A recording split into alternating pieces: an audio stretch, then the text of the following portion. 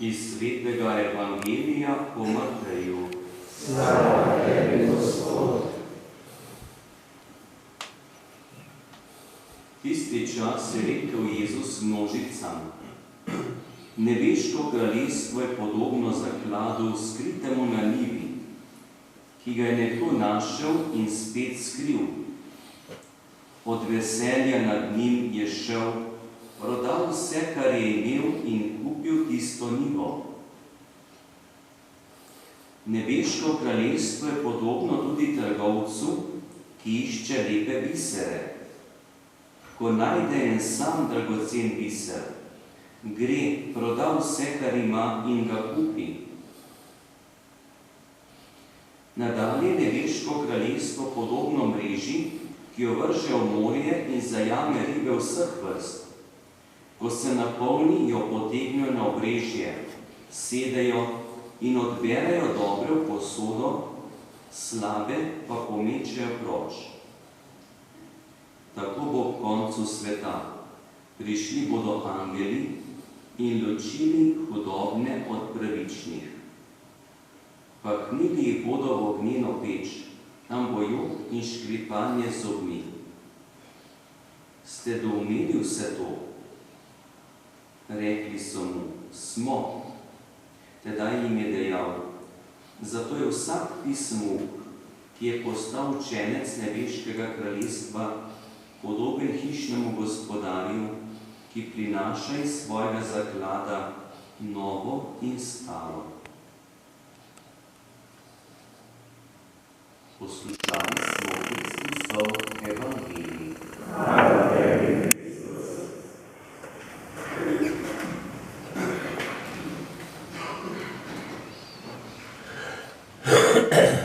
Danes je že tretja nedelja, ko poslušamo Jezusove prilike o nebeškem kraljestvu, danes kar v 3 prilikah o zakladu na njivi, pa tudi o mreži in o biserih. In prav nedavno sem slišal razlago, ko so tako bogati, premožni ljudje varovali svoje premoženje tudi na ta način pred ropanjem, ker ni bilo alarmnih sistemov in trezorjev, da so svoje dragocenosti zakopali. Prej so jih zakopali in če je prišel nek napad ali rop, so vdrli v tista stanovanja, hiše, kakršne so bile, ključavnice so bile bolj redkost, in so pobrali iz hiše, kar je zakopano, pa ponovadi niso vedeli, kje je.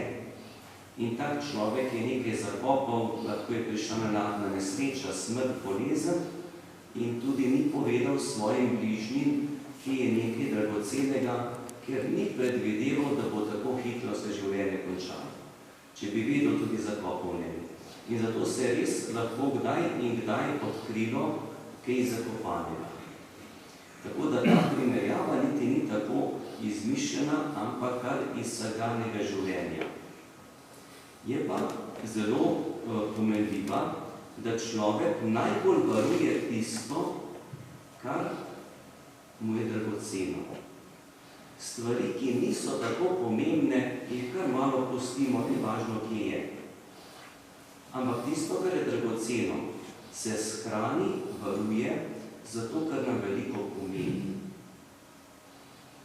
In v tem tudi Jezus govori, da si človek v življenju prizadeva za stvari, ki mu nekaj pomenijo. Vsak izmed nas dejansko dela tisto, kar mora, ker je tisto nekako v to primoran, zato da se preživi. Saj večina ljudi hodi v službo zato, ker mora hoditi, sem pa kje se nekakšen posameznik, ki hodi v službo zato, ker ima največje veselje in radost v tem, ampak to so zelo redki. Druga stvar pa človek postavlja in dela in si prizadeva v življenju tisto, kar se mu zdi prijetno, lepo, dobro, vredno. To je lahko tudi področje pridobivanja določenih dobrin, lahko so to tudi uspehi pri izobrazbi, lahko je to tudi uspešnost na področju glasbe ali športa, Lahko smo tudi hvaležni za izredno dobre športnike iz naše domovine in koliko prizadevanja in truda je tukaj zadej. In vse te stvari niso slabe. Tako kot tisti trgovec, ki je iskal lepe bisere. Vse, kar je počel, je delal zelo dobro, premišljeno. Ampak v tem iskanju je bil ta trgovec usmerjen v iskanje čim večjega, boljšega, kar bi preseglo to, kar ima. In k temu nas vabi tudi Jezusova beseda. Vse te stvari, ki jih v življenju dosegamo, se za njih prizadevamo, gre zanje tudi dosti časa, moči, včasih celo zdravja, da nas vodijo k temu, da bi prepoznali, kaj pa je tisti zaklad, za katerega se je vredno truditi.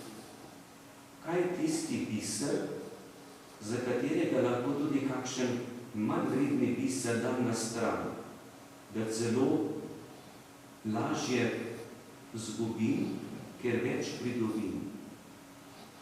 In tukaj mi prihaja v ospredje prav drža tega mladega kralja Salomona po smrti svojega očeta Davida.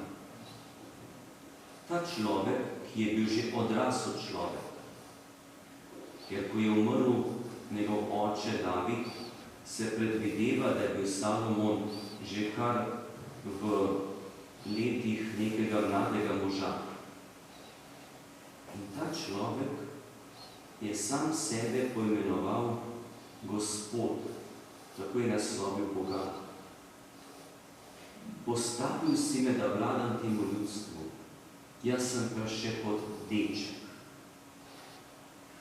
On sam, ki imel že tako modrost, je sebe poimenoval kot dečka, v primerjavi z Bogom, ki ima tako modrost, tako spoznanje. In zanimivo, ni rekel, daj mi tako pamet v glavo, da bom dobro vladal. Ne, ampak je rekel, prosim te za razumno srce. Srce, ki je že toliko stoletij, lahko bi rekel kar tisočletja, znamenje življenja, pa sedež življenja. Tudi nekdo, ki ima nekoga rad, ne bo rekel, jaz te pa vedno nosim v svoji glavi. Ne. Človek, ki ima nekoga rad, reče, jaz te nosim v svojem srcu.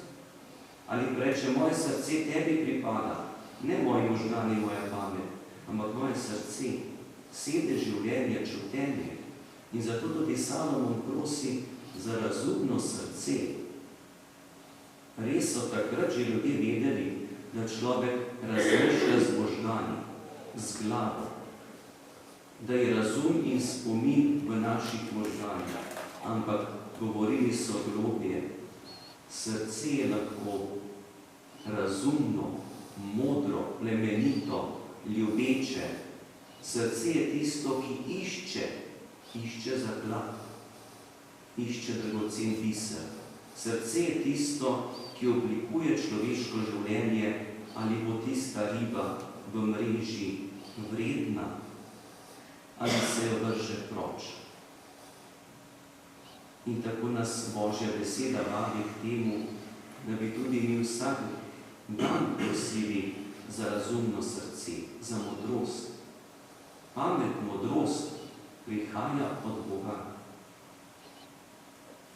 Ko kdaj beremo in slišamo, da je človek ustvarjen po Božji podobi, s tem lahko rečemo, s tem, ko ima človek modrost, to je podoba Boga.